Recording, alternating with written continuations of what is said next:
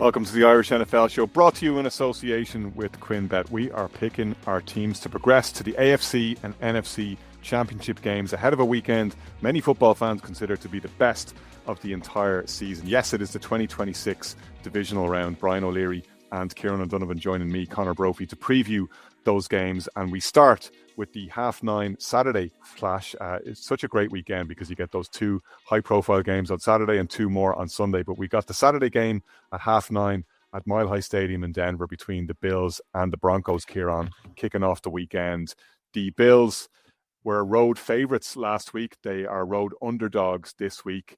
If there is a team of destiny in the AFC, a lot of people, a lot of neutrals anyway, myself included, would like to think that it might be the Buffalo Bills. It wasn't always easy sledding for them last week, and Mile High is never an easy place to go. But I don't know. In the back of my mind, I'm thinking the Broncos really got turned over by the Jags, who were turned out of the playoffs by the Bills last week. It never works out quite that simply in the NFL, but underdogs or no, I don't think the Bills will be going into Mile High Stadium in fear.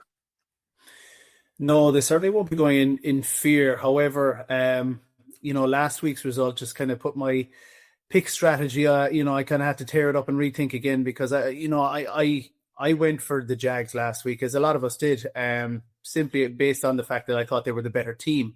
And as it turned out, it was the team with the better player that eventually emerged in Josh Allen. I think it's, I get it that it's becoming a real tired narrative that this is the team that Josh Allen has to put on his back, and Josh Allen's team is the team of destiny. And there's no Burrow, there's no Lamar, there's no Patrick Mahomes, but and he'll never have a better chance to go on a run to a Super Bowl than now. However, when you look back at it, if Josh Allen and the Bills do go on a run and get to this Super Bowl, I mean, he's never had to line up and face Patrick Mahomes or Joe Burrow, but he is lining up against some awesome defenses in this, in this playoff run. I mean, the Jags were absolutely nothing to be sniffed at last week. This weekend, he's going up against the number one seed and that vaunted defense. A Broncos defense reminiscent of the 2015 crew. And even if he gets through this round and gets over this hurdle, he may very well have to face the Houston Texans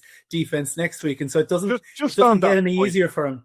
No, it doesn't. Just on that point, Kieran, like you're touching on something I heard Dave Damashek making this point when he was on Heed the Call during the week, and he was talking about Aaron Rodgers and his playoff appearance with the Steelers and how that went down in flames, unfortunately, from their perspective, as the Texans won 30-6 at Acrisure with the swarming defense that they have, perhaps alongside the Seahawks, the best in the NFL this season. Not much to choose between the two of them, but Damashek was talking about Rodgers, saying he played like you'd expect a guy in his early 40s to play. He looked like he was scared to get hit, which is the right decision, right? Josh Allen did not play that way last weekend. No. And when we spoke about it, when we were looking back, saying every single throw he's getting hit. And like one of the reasons why he ends up hurting his hand is because like he's got that full follow through, that really aggressive throwing action, because he puts everything onto every throw and the ball comes out of his hand like a laser guided missile, and he connects with the guy's helmet as a result. But that happened because he's playing so close to the edge. He's waiting for guys to get right down on top of him because he'll squeeze every ounce out of it, which is what you expect your guy to do in the playoffs. And it's why we love playoff football so much. And you watch Allen and you think, oh, yeah, I mean, he's putting the team on his back, but man, no better man to do it. Yeah, and he did get hit, and he will get hit again this weekend. I mean, this Broncos defense led the league in sacks. 68 sacks, 285 pressures, led the league in pressures, led the league in QB hits, 164, and got to sit back, put their feet up last week, and just lick their lips at the prospect of getting after another quarterback this weekend. The one caveat I'd have is, and listening to Sam Monson again and Mike Palazzolo this week, they were saying that as good as this pass rush is, and Nick Benito and all these guys are going to get there, and they are going to get home and get to the quarterback, they're actually not physically as big as some of the other, monster defenses. And so they may well get to Josh Allen, but is Josh Allen big enough to kind of, take the hit and shrug them off? So again, I talk about a tired narrative.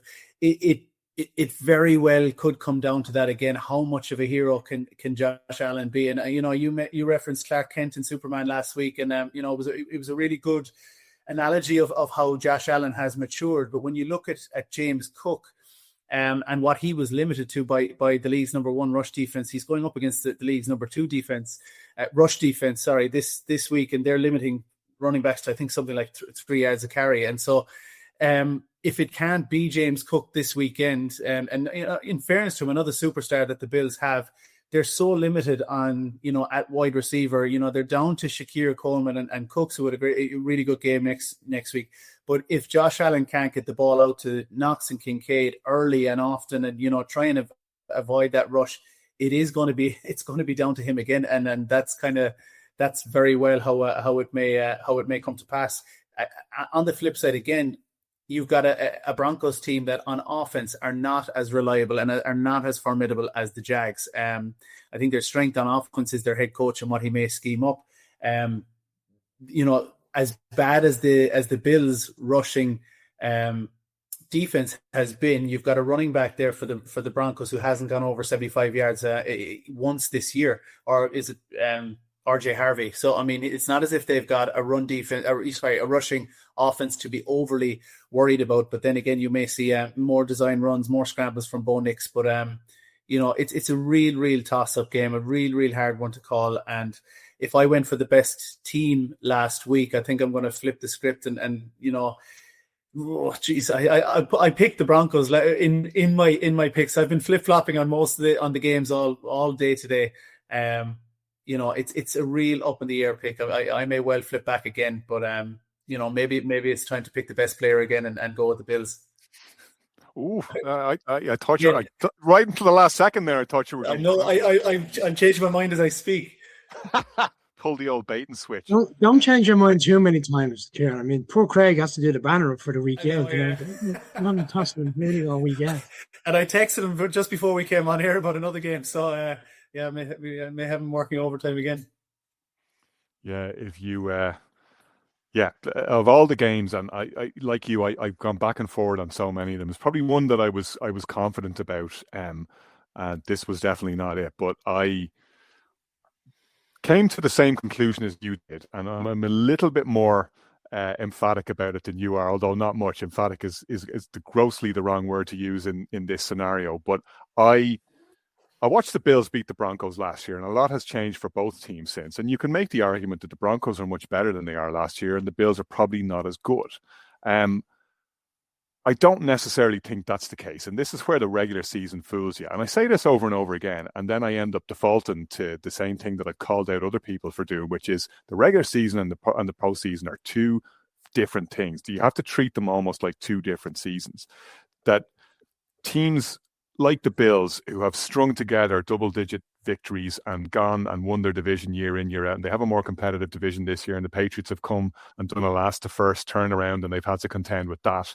At a certain point, and I've drawn the basketball analogy before, like you see, and they have a much longer season and a much more fatiguing season. So, player minute management and fatigue management comes into play in the NBA in a way it doesn't in the NFL. But I think these teams that have a harder core of playoff-ready players know how to better manage the regular season and know that they can play their best football in January. And at a certain point, they're not killing themselves to get to 10 or 11 or 12 wins if it's not there for them. And I'm not suggesting that the Bills, lost games on purpose, but I just think they're just able to hold back, or even subconsciously they're holding back 5% in some of those games. I don't think you saw always the best Bills towards the back end of the regular season. They got enough done to get to the playoffs, pretty much as they did last year, albeit with a lower win total.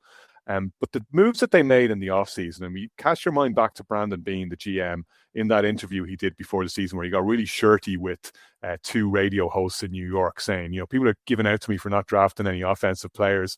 We had one of the best offenses in the league last year. We were the number 2 overall scorers. Nobody scored more points than us between December and January. Like, offense is not the issue. We needed to strengthen our defense. You mentioned that the Bills' rushing defense hasn't been brilliant, but their pass defense is one of the best in the league. And the additions that Brandon Beane made, they made the difference last weekend. The Jags weren't able to do what the Jags did to the Broncos, for instance. I mean, that game, and maybe I'm over-indexing on that, and I'm speaking out of both sides of my mouth now, referencing a regular season game as a reason why I feel that the Broncos are maybe slightly there to be got at. But we saw what the Giants did to them with a mobile quarterback who knows how to do damage with his legs. We saw what the Packers did to them with, a no less mobile quarterback who knows how to do damage with his leg. Like, there was a sliding doors moment for the Packers in that game. We talked about, perhaps a poorly called play by Matt LaFleur at the wrong time. Watson gets injured. The Broncos get a key turnover to get them back into the game. Micah Parsons gets injured, and it felt like the Packers season never recovered from that point. The Broncos caught massive breaks there, though, and I often wonder, like, never mind what way the Packers season went from there, would the Broncos season have been the same if they'd lost that game, or if they'd lost the Giants game? And they won a lot of close games, but I don't know. I don't necessarily feel like they won close games because, like the Bears, they somehow managed to pull something out. I think they got a lot of bounces of the ball in their favor at key times, the Broncos. I don't think they're the most robust number one overall seed we've seen. I thought what the Bills showed us last week in a tough spot against the Jags, and that Jags defense is no joke either for Josh Allen to have faced. It's not like he's going in facing something that's a huge step up from what he faced last week and from what we've seen him beat.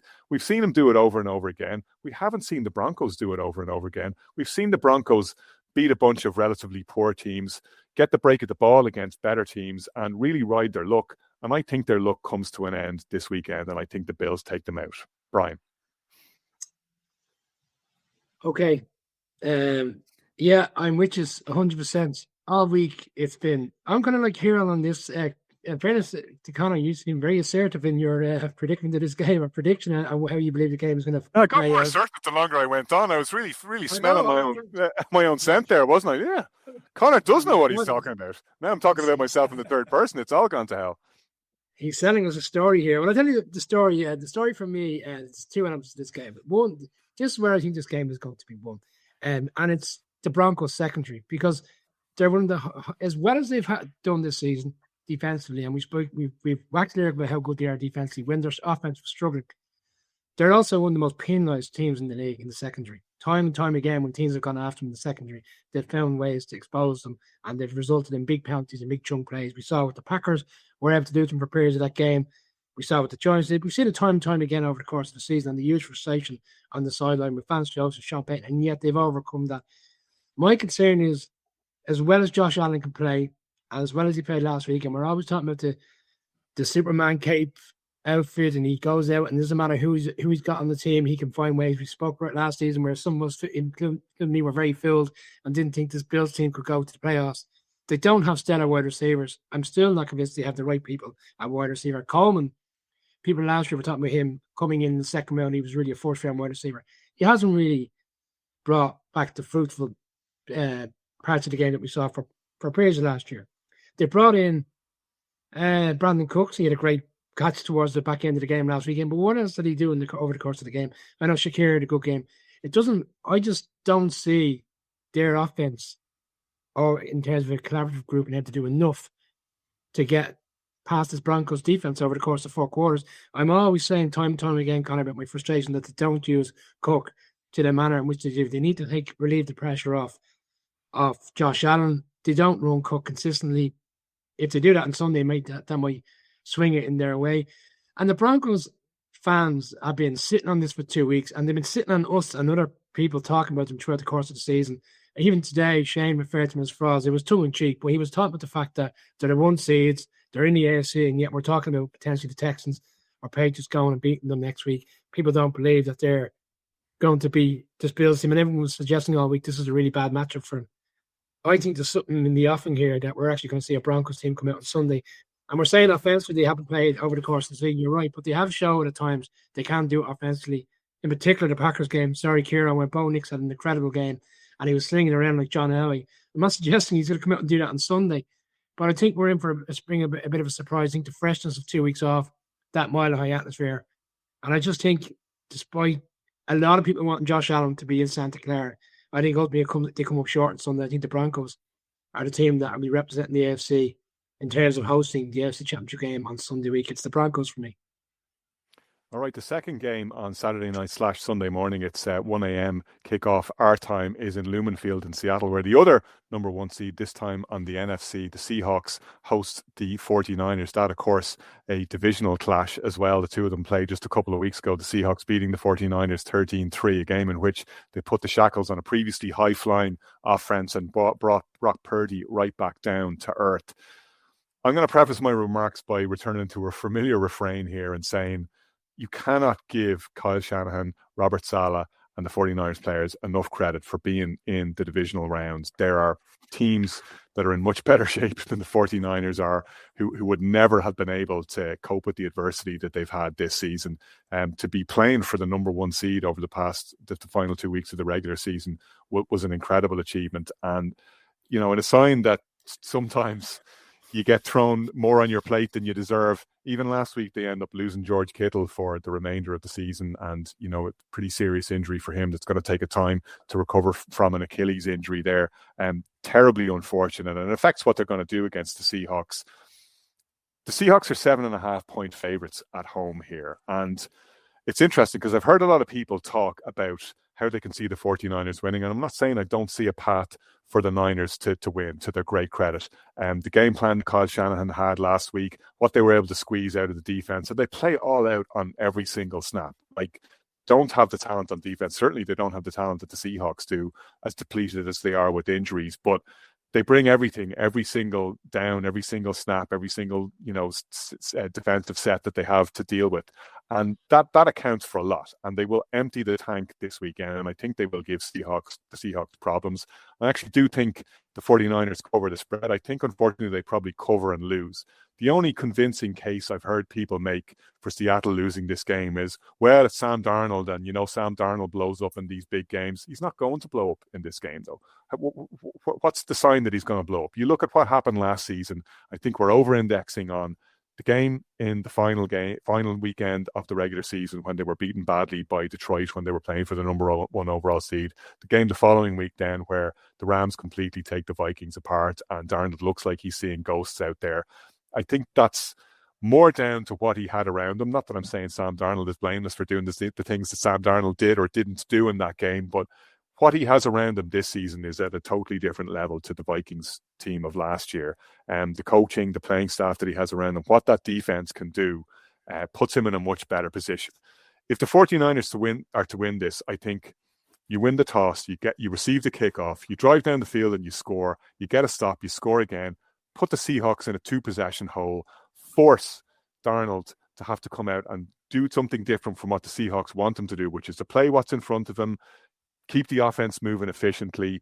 Yeah, if there's an explosive play to be had there to Jackson Smith-Njigba, take it, and they won't stop trying to scheme one up. And there's a reason why Clint Kubiak is getting head coaching buzz this offseason because of the way he's been able to get this offense moving. And certainly in the first half of the season, it was one of the most explosive in the league at times. Down the back half, not so much, but that's because teams have had more time to adjust to the tape. They played some better defenses. Their game against the 49ers, and again, I'm not saying that the regular season can be copied and pasted into the postseason, but it showed me what they can do when they're at their absolute best, which is keep the game manageable, keep it in front of him, keep it in a way that he doesn't have to push the ball down the field. He doesn't have to take egregious risks. In a way, to me, they're a better version of the team that the 49ers beat last week. They're a better version of the Eagles in that they don't have to take risks on offense, and they won't.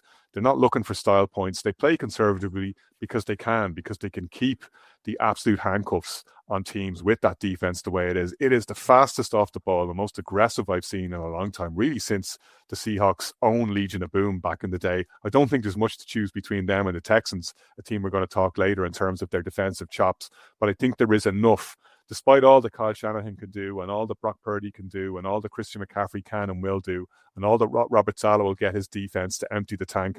They're a completely honest team, an admirable team, the 49ers. They're superbly well coached. They filled holes better than any other team in the NFL could, and you got to give them their flowers.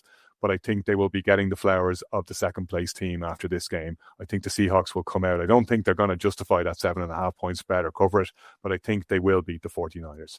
Brian. Yeah, I think I kind of echo a lot of what you said. I think the 49ers are in for a very difficult game this weekend. And I think a lot of it is down to they're running low in terms of players' availability. Like at some stage, it has to catch up on them. And I agree with you. They've gone so far, and even the fact to be in a position to even challenge for the 1 seed was such a commendable job for all involved. The nature of the injuries. Fred Warner looked like he's come off the IR, and even today it's trending towards him not playing. Interesting one in the last few minutes, Sam Darnold has popped up on the injury report. Something to the NFL Network reports are saying, something to kind of keep an eye on. That's an interesting one. But I think it's more around the nature of how they played that game in Santa Clara 2 weeks ago. And I know it's a different environment. They're at home. You would think they have a much better advantage. But they didn't ask Sam Darnold to do a lot in that game. You said they leaned on their defense so much. They allowed the defense to go to work, get the game won in the sense of put ourselves in a position where the 49ers had to chase the game. The 49ers, we saw last week the way they want to model the game. They want to keep in the game, keep it tight, get this team off the field. And not necessarily they have to score in every drive, but methodically use up the clock. And then we get to the fourth quarter, see where we're at, and we find a way to make 1 or 2 big plays on the drive, and our defense take care of it. In a roundabout way, it feels like this is exactly what the Seahawks are going to do. Because I don't think they'll ask Sam Darnold to go and be the all-game quarterbacks who's going to sling the ball around. I think they'll rely on we spoke about their run game consistently over the course of the season. Charbonnet, Walker, they've got all the attributes as a third string running back there, 3-headed monster. I think they're way too much going into this game. Again, 1 seed, a fresh week. I'm actually I'm opposing you in terms of the line with QuinnBet. I actually think this has a real blowout feel about me. I think this could be the game of the weekend where we're looking back in a weekend where we've seen a lot of tight games. Monday night, you could argue, wasn't as tight once it got to the fourth quarter. That kind of has that feel about it. The 49ers will hang around, but ultimately in the second half, the Seahawks pull away. They do cover the spread. I think they win by 10, 13 points. It's the Seahawks NFC Championship game for me as well. Well, Brian, very emphatic. Kieran, do you feel his confidence? I'm somewhere in between the two of you. I think the 49ers, at some point the dam was going to have to burst, and I really am only echoing what you guys have said. Can't heave enough credit on Kyle Shanahan for what he's done and what he's been able to achieve. And this 49ers team reminds me of the Lions team last year when players started to go down, when Hutchinson went down and then Anzalone went down, and all these guys week after week, we kept writing the Lions off, but they kept coming back and they kept proving us wrong. And eventually they got to the playoffs and the dam did burst, and it just proved to be one step too far. And I think that's going to be the case this weekend. As explosive, you mentioned the explosion of the Seahawks early on in the season. That's been kind of complemented in the back end of the season now by the run game stepping up a little bit more and coming to the fore. And I know that Seahawks fans were growing impatient. Actually, they were waiting for that to happen. But Charbonnet and Walker have become more and more of a part of this, methodical time of possession controlling offense, which is a huge weapon in any game. And in their game a couple of weeks ago, they limited the 49ers to, was it 10 carries for 32 yards? And I know that was a 49ers team that was minding Christian McCaffrey. And we mentioned that that they didn't want to, overrun Christian McCaffrey, but he's going to have to you talk about Josh Allen putting on the cape. Christian McCaffrey's going to have to put on the cape now because it's going to be. Sorry, I have a very, very disturbing thought about Christian McCaffrey. Don't worry, Brian. I know it's a family environment where you are. It's not disturbing in that way. I don't.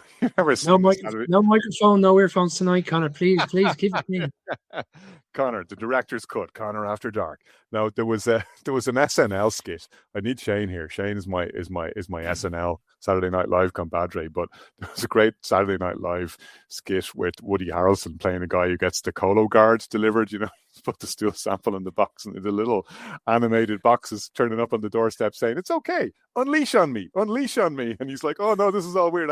I don't want to. You're looking at me. Don't be looking at me." I feel like Christian McCaffrey is like, unleash on me. There's no amount of pain he won't take for this 49ers team. It's just phenomenal to watch. I mean, we were talking about how he couldn't get more than 3 yards per carry earlier on the season, which isn't on him at all. It's on the fact that the line just isn't in a position to open the holes for him. Although I think Trent Williams is back this weekend, which is very, very significant, and we'll see how that could play. But I mean, he just is a little engine that can. I'm being very patronizing. Like he just shows up and he does things. And I mean, he was outrageous last weekend as well. I genuinely think it's an injustice that he's not even in the MVP conversation. This stupid award that only goes to QBs. Let's just have QB of the year and have another award. Let's just create an award for Christian McCaffrey. I think the best Christian McCaffrey this season is Christian McCaffrey, hands down. And he's well up there in terms of receiving, receptions and receiving yards as well. I mean, he's well up the list. He's as good as a lot of number one receivers on many teams, So they're going to rely on him. They're going to rely heavily again on a seriously underrated position and a seriously underrated player in Kyle Juszczyk. Well, he's not underrated in that he just automatically goes to the Pro Bowl every year, but he's one. And of his wife makes love. Have you ever seen his wife's Instagram channel? She's absolutely killing it. She makes lovely posts, a lovely job. Lovely quotes, but then maybe one for Taylor Swift, Brian. You need to get up. You need to get on this. Out of my head. Out of my head. So, will I keep going with the football stuff, or whenever you? Can I show a little nugget in? Sorry, Kieran. Can I show a little nugget in before you move on? Like, trying to hand it back to you. Connor, I know we spoke how well that 49ers defense played last weekend. You can argue it was their best performance of the season. They did win in Seattle in week 1, and people say that's a long time ago. But the environment in week 1 on the road is probably the most hyped up it's going to be compared to an NFC Championship game, because it's exciting of a start of a new season. They found a way to keep that game tight. They came out the right side of it at the end. And defense made big plays, and it looked like the Seahawks were going down the stretch to win that game. Like, you wouldn't be surprised if you got into the fourth quarter, the game is tight for this 49ers defense to pull it out. There is a scenario where that's what we see on something similar to last week's fantastic performance in Philadelphia. The problem is the roster now this weekend is completely different to the roster that went and won that game in week 1. And I'm just to get to the point I was hoping to make there at some point. It was in the Athletic today, and it echoes back to what Michael Sean Dugar said to me a few weeks ago, is that he couldn't overstate the importance of Nick Emenwari in the secondary and his ability to step up and limit the heavy personnel that the Rams run, the 13 personnel, to take out those mismatches, to counteract them. And the 49ers are going to lean heavily on that heavy personnel as well, with those being thin at wide receiver. And when you take, and Emenwari can run with any tight end, and when you take George Kittle out of the mix, it's just another advantage to the Seahawks. And again, that's another tipping point. And any advantage that the 49ers may have had there, I think goes up in smoke with George Kittle. He's another X factor. He's one of the best tight ends, if not the best tight end in the league this season. And you can't underestimate the loss that he's going to be as well this year, and kind of a spiritual leader as well in the huddle. He brings that energy to the offense, and that's going to be sorely missing as well this weekend. So no, look, it's the Seahawks for me, and I think they'll just about cover that spread as well. Good stuff. We'll take a quick break even. We'll be back with Texans Patriots.